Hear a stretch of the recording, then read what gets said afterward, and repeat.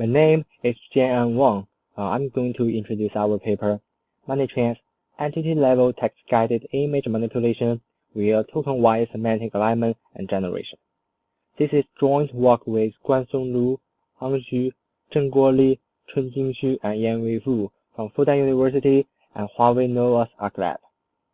Previous text-guided image manipulation methods either operate objects in a simple scene, transfer the image style, or manipulate the appearance of an object. In this work, we study a challenging task of text-guided entity-level manipulation on natural images. Compared with the vanilla task, it demands more ability to distinguish and manipulate at a fine-grained entity level. To this end, we propose a framework of manipulating transformers named ManiTrans. It carries two key ideas: transformer-based image synthesizer trans and entity-level semantic manipulator Mani. The trans component is a two-stage model, consisting of an image autoencoder and a transformer-based model. The Mani component incorporates a semantic loss and a semantic alignment module.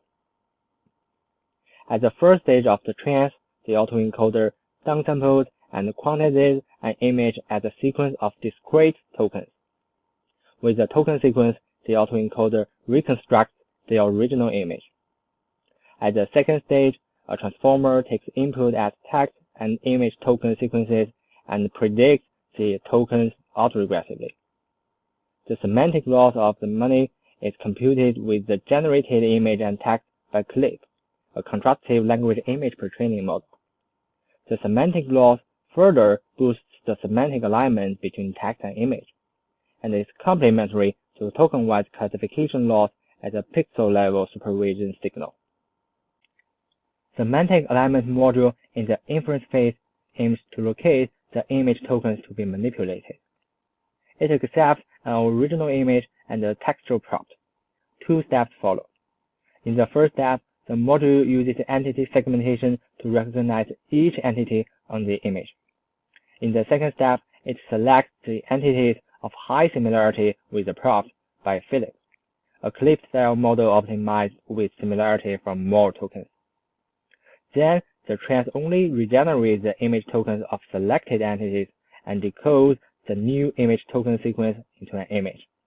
Note that the vision guidance sequence of the gray image provides the entity shape prior and is optional. It's necessary in the case of editing only the appearance of an entity. That's the whole process of ManiTrans, and the main idea is just to change the image tokens of entities we want to edit. Let's now look at some qualitative results. The figure shows our manipulation results with and without vision guidance on the Oxford, Cobb, and Coco datasets. With vision guidance, ManiTrans will keep the structure of an object. Without vision guidance, ManiTrans can flexibly generate an entity with a different structure according to the text at will. This figure shows the manipulation from bird to flower and flower to bird on a mixture of Cobb and Oxford. And this one shows a wider manipulation across categories on Coco. ManiTrans regenerates reasonable entities which are corresponding to the text and fit the background in these settings. The tables list the quantitative results on different datasets. On Cobb and Oxford, our ManiTrans achieves better results than others. For the more complicated datasets, Coco, ManiTrans achieves competitive results. While from the qualitative results, ManiTrans conducts manipulation close to the text semantic more than applying a filter like others. This figure also shows the potential of ManiTrans to manipulate multiple entities on one image. In this paper, we tackle the text-guided image manipulation task on entity level. For this task, we propose a transformer-based framework with token-wise semantic alignment and generation named ManiTrans. It can not only manipulate the texture of a single object, but also manipulate the structure of an object and even multiple objects. We refer interested readers to more details and results in the paper. Thank you for listening.